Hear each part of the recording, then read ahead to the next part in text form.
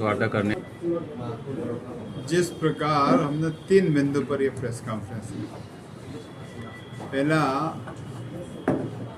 जो देश में छात्रों के साथ होता है, छात्रों की गूंज को लेकर, चाहे नीट के एग्ज़ाम हो, तमाम एग्ज़ाम है जो देश में प्रदेश में जो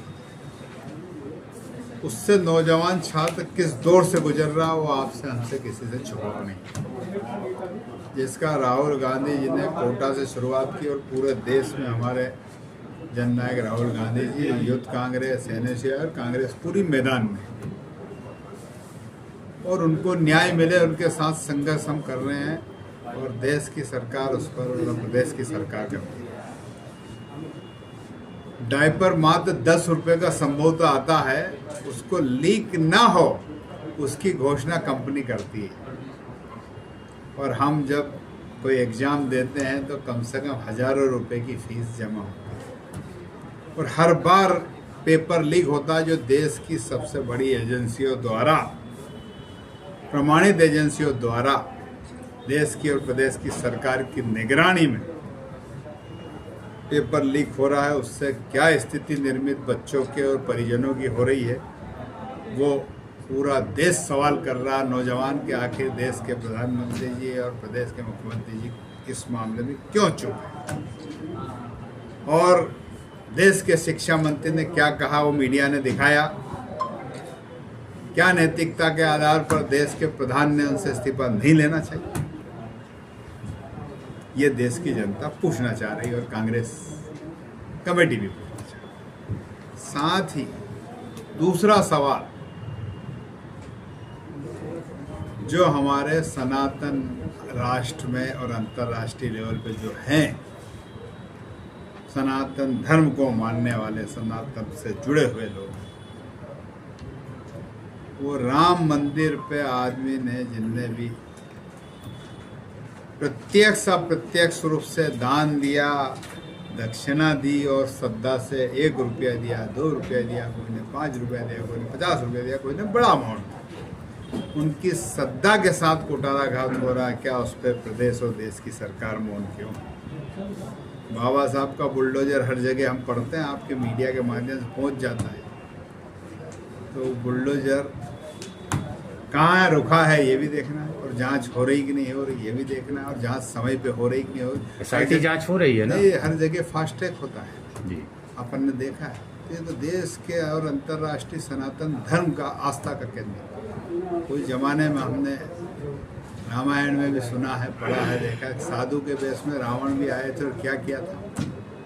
तो आज देश में भगवा चोला कई लोगों ने पहना है, कई पार्टियों ने पहना है, वो भी देश सवाल कर रहा है कि आखिर साधु के वेश में कब तक सीता हरण होगा। आप क्या इसका मांग कर पूरा हम इस बात की मांग करते हैं कि इसको देश पे तत्काल सबसे बड़ी एजेंसी से, सुप्रीम कोर्ट के जजों की टीम के नेतृत्व में बड़ी एजेंसी जांच करे और दोषियों के खिलाफ कार्रवाई हो, और कार्रवाई भविष्य में इस प्रकार का पुनरावृत्ति ना हो, ये हम मांग करते हैं। तीसरी, अगर हम बात करें, देश आर्थिक संकट के दौर से गुजर रहा है और अंतर्राष्ट्रीय पॉलिसी के दौर से गुजर रहा है।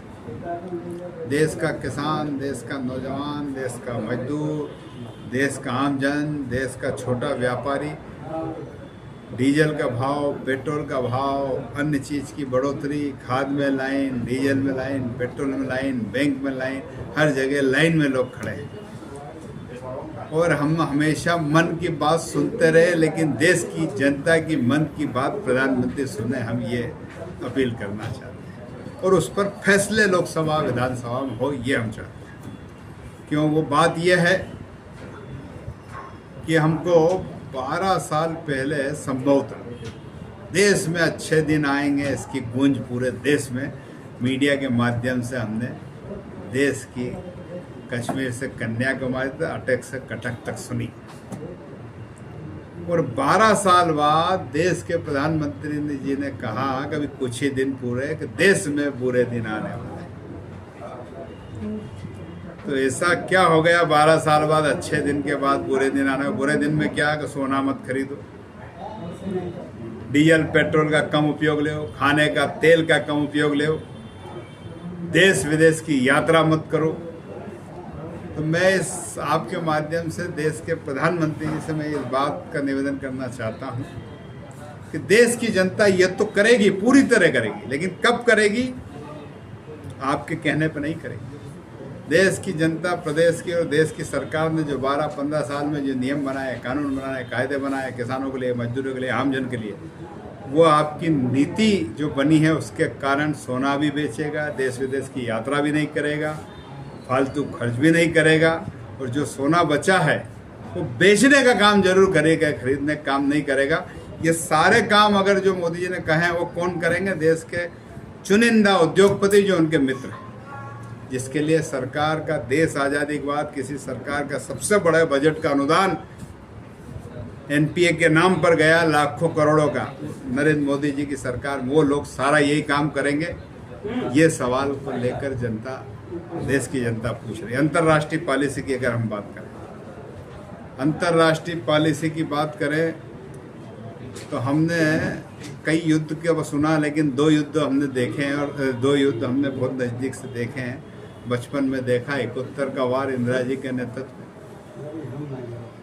और एक युद्ध अभी पाकिस्तान से आर पार का होने वाला था। हमको बड़ी उम्मीद थी, नरेंद्र मोदी जी के नेतृत्व में 56 इंच का सीना, सर्वसम्मति, पूरा देश उनके साथ था, पूरा विपक्ष उनके साथ था, और उसका 125 करोड़ जनता फैसला नहीं लेती, उसका फैसला लेते हैं अमेरिका के राष्ट्रपति। और तमाम पॉलिसियों में भी जो बात है उसका फैसला कौन लेता?